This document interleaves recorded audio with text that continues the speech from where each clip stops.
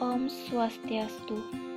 Kami dari mahasiswa Mahasaraswati Denpasar, kelas manajemen SDMJ dari kelompok 10 mata kuliah koperasi dan UMKM. Adapun materi yang kami bahas yaitu silabus 13, eksistensi UKM di dalam proses pembangunan ekonomi dengan dosen pengampu Nimade Satya Utami SEMM. Berikut adalah nama kelompok kami. Yang pertama ada Niputu Eka Damayani nomor absen 31. Yang kedua ada Niwayan Heni Silvia Depi nomor absen 33. Dan yang terakhir ada Nyoman Agus Arisano nomor absen 36. Adapun 6 hal penting yang kami bawakan yaitu yang pertama ada konsep pengusaha kecil dan menengah. Yang kedua keberadaan UKM secara alami. Yang ketiga, kinerja UKM di Indonesia. Yang keempat, kontribusi UKM terhadap kesempatan kerja dan PDB. Yang kelima, otonomi daerah dan peluang bagi UKM daerah. Dan yang keenam, peluang dan tantangan bagi UKM dalam liberalisasi perdagangan. Materi yang kami bahas pertama yaitu konsep pengusaha kecil dan menengah. Apa itu UKM? UKM atau istilah yang digunakan oleh usaha kecil yang memiliki kekayaan paling banyak 200 juta rupiah di luar dari tanah dan bangunan tempat melakukan usaha. Selanjutnya ada keragaman pengertian UKM. Yang pertama, menurut keputusan Presiden Republik Indonesia nomor 99 tahun 1989, di mana UKM adalah kegiatan ekonomi rakyat yang berskala kecil dengan bidang usaha yang secara mayoritas merupakan kegiatan usaha kecil dan perlu dilindungi untuk mencegah dari persaingan usaha yang tidak sehat. Yang kedua, ada menurut Badan Pusat Statistik, di mana UKM yaitu berdasarkan kuantitas tenaga kerja, di mana usaha kecil merupakan usaha yang memiliki jumlah tenaga kerja 5 sampai dengan 19 orang. Sedangkan usaha menengah yaitu usaha yang memiliki tenaga kerja 20 sampai dengan 99 orang. Yang ketiga ada pengertian UKM berdasarkan keputusan Menteri Keuangan nomor 316/KMK 016 tanggal 27 Juni 1994, di mana UKM didefinisikan sebagai perorangan atau badan usaha yang telah melakukan kegiatan usaha yang mempunyai penjualan atau omset per tahun setinggi-tingginya 600 juta rupiah atau aktiva setinggi-tingginya 600 juta rupiah di luar tanah dan bangunan yang ditempati. Dan yang terakhir ada menurut Undang-Undang Nomor 20 Tahun 2008, di mana pengertian UKM adalah undang-undang tersebut membagi ke dalam 2 pengertian, yakni yang pertama ada usaha kecil adalah entitas yang memiliki kriteria sebagai berikut, di mana kekayaan bersih lebih 50 juta rupiah sampai dengan paling banyak 500 juta rupiah tidak termasuk tanah dan bangunan tempat usaha. Yang kedua, di mana UKM yang disebut dengan entitas usaha yang memiliki kriteria sebagai berikut, kekayaan bersih lebih dari 500 juta rupiah sampai dengan paling banyak 10 miliar rupiah tidak termasuk tanah dan bangunan tempat usaha. Klasifikasi UKM.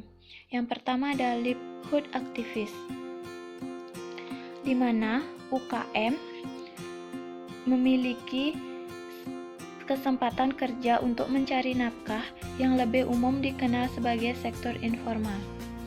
Yang kedua ada micro enterprise, di mana UKM memiliki sifat pengrajin tetapi belum memiliki sifat kewirausahaan. Yang ketiga ada small dynamic enterprise, di mana UKM yang memiliki jiwa kewirausahaan dan mampu menerima pekerjaan subkontrak dan ekspor. Dan yang keempat ada fast moving enterprise, di mana UKM yang telah memiliki jiwa kewirausahaan dan akan melakukan transformasi menjadi usaha besar. Contoh usaha kecil. Yang pertama, usaha tani sebagai pemilik tanah perorangan yang memiliki tenaga kerja. Yang kedua ada pedagang di pasar grosir atau agen dan pedagang pengepul lainnya. Yang ketiga, pengrajin industri makanan dan minuman, industri mebel, kayu dan rotan, industri alat-alat rumah tangga, industri pakaian jadi dan industri kerajinan tangan, dan yang terakhir ada koperasi berskala kecil. Keberadaan UKM secara alami. Globalisasi perekonomian dunia juga memperbesar ketidakpastian, terutama karena semakin tingginya mobilisasi modal, manusia, dan sumber daya produksi lainnya. Kemampuan UKM bertahan selama ini di Indonesia menunjukkan potensi kekuatan yang dimiliki UKM di Indonesia untuk menghadapi perubahan dalam perdagangan dan perekonomian dunia di masa depan. Untuk mengetahui besarnya dampak dan proses terjadinya dampak tersebut dari suatu gejolak ekonomi seperti krisis tahun 1998 terhadap UKM perlu dianalisis dari dua sisi. Yang pertama, penawaran, yang kedua, permintaan. Penawaran adalah banyaknya barang atau jasa yang tersedia dan dapat ditawarkan oleh produsen kepada konsumen pada tingkatan harga selama periode tertentu.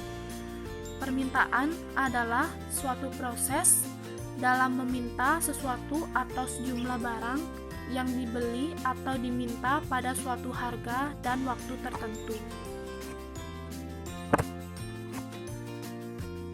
Dalam era perdagangan bebas dan globalisasi perekonomian dunia, terdapat 3 faktor kompetitif yang akan menjadi dominan dalam menentukan bagus tidaknya prospek dari suatu usaha, antara lain: yang pertama, kemajuan teknologi; yang kedua, penguasaan ilmu pengetahuan; yang ketiga, kualitas SDM yang tinggi atau profesionalisme. Ketiga faktor keunggulan kompetitif tersebut masih merupakan kelemahan utama dari sebagian besar UKM, terutama UK di Indonesia. Kinerja UKM di Indonesia.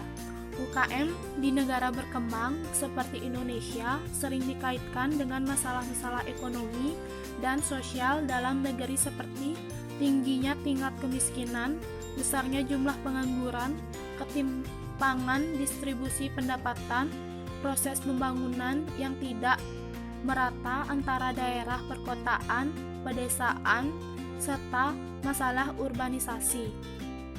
Berkembangnya UKM diharapkan dapat memberikan kontribusi positif yang signifikan terhadap upaya-upaya penanggulangan masalah-masalah tersebut. UKM di Indonesia dapat bertahan di masa krisis ekonomi disebabkan oleh 4 hal, yaitu: 1. Sebagian UKM menghasilkan barang-barang konsumsi atau consumer goods, khususnya yang tidak tahan lama. Yang kedua, mayoritas UKM lebih mengandalkan pada non-banking financing dalam aspek pendanaan usaha. Yang ketiga, pada umumnya UKM melakukan spesialisasi produk yang ketat dalam arti hanya memproduksi barang atau jasa tertentu saja. Yang keempat, berbentuknya UKM baru sebagai akibat dari banyaknya pemutusan hubungan kerja di sektor formal.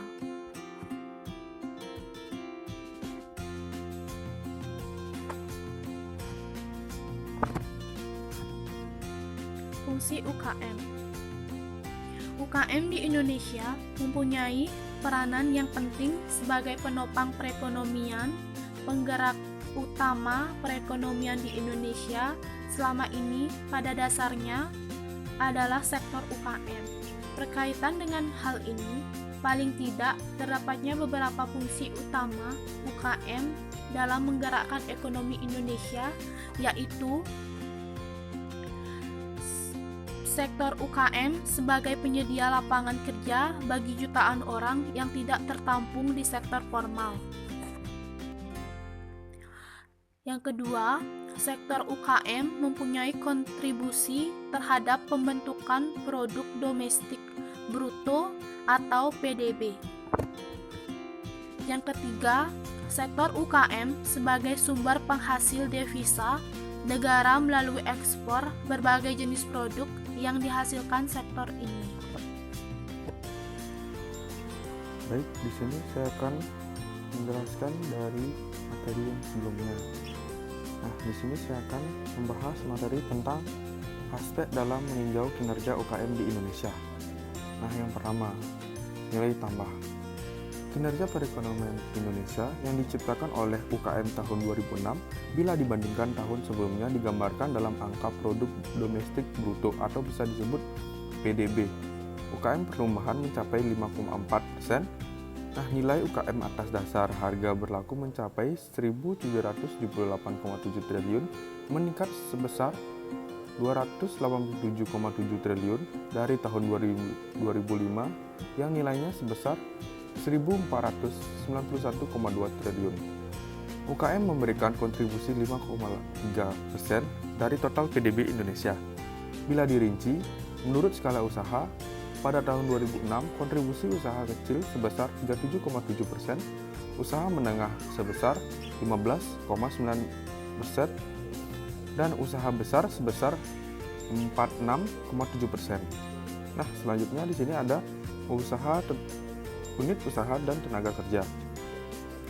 Pada tahun 2006, jumlah populasi UKM mencapai 48,9 juta unit usaha atau 99,98% terhadap total unit usaha di Indonesia. Nah, sementara jumlah tenaga kerja mencapai 85,4 juta orang. Nah, yang ketiga di sini ada sektor UKM.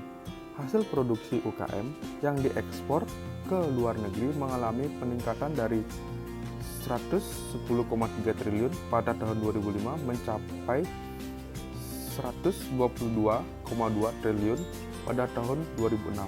Namun demikian, peranannya terhadap total ekspor non-migas nasional sedikit menurun dari 20,3% pada tahun 2005 menjadi 20,1% pada tahun 2006. Nah, selanjutnya di sini ada kontribusi UKM terhadap kesempatan kerja PDB.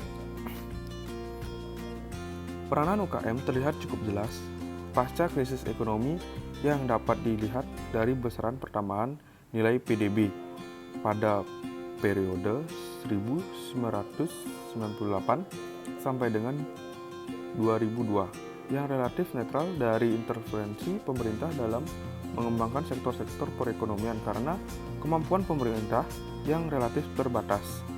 Sektor yang menunjukkan pertambahan PDB sebesar berasal dari industri kecil, kemudian diikuti industri menengah dan besar. Selanjutnya di sini ada tentang otonomi daerah dan peluang bagi UKM daerah. Nah, pengertian dari otonomi daerah menurut Undang-Undang Nomor 22 Tahun 1999 adalah otonomi daerah adalah kewenangan daerah otonom yang mengatur dan mengurus kepentingan masyarakat setempat menurut prakarsa sendiri berdasarkan aspirasi masyarakat sesuai dengan peraturan perundang-undangan. Nah, selanjutnya di sini ada di dalam era otonomi daerah ini kewenangan pemerintah pusat dalam hal pengelolaan sumber daya berdasarkan peraturan pemerintahan nomor 25 tahun 2000 tentang kewenangan pemerintah dan pemerintah daerah sebagai daerah otonom dinyatakan hanya terbatas pada kebijakan yang bersifat norma, standar, kriteria, dan prosedur dengan ketentuan pelaksanaannya.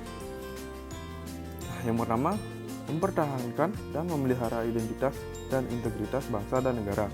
Yang kedua, menjamin pelayanan kualitas umum karena jenis pelayanan tersebut adalah dan skala nasional. Yang ketiga ada menjamin keselamatan fisik dan non-fisik secara setara bagi semua warga negara. Nah, yang terakhir, yang keempat ada menjamin supremasi hukum nasional. Nah, di sini ada selanjutnya ada peluang dan tantangan bagi UKM dalam liberalisasi perdagangan. Nah, diakui secara luas bahwa pengusaha dan UKM memainkan peran penting dalam pertumbuhan dan pengembangan ekonomi, serta memberikan kontribusi bagi pengentasan kemiskinan. Nah, misalnya melalui pekerjaan mereka hasilkan. Pada saat yang sama, sifat dan tingkat kontribusi ini bervariasi antara negara yang mencerminkan perbedaan dalam ekonomi, sosial, dan kondisi institusional, dan akhirnya daya saing sektor UKM. Nah, dari kesimpulan materi yang kami bawakan dari silabus 13 adalah UMKM di Indonesia dianggap sebagai cara yang efektif dalam mengentaskan kemiskinan. Selain itu, UKM juga menciptakan peluang kerja yang cukup besar sehingga dapat mengurangi pengangguran. Sekian presentasi dari materi dari silabus 13. Kami ucapkan terima kasih.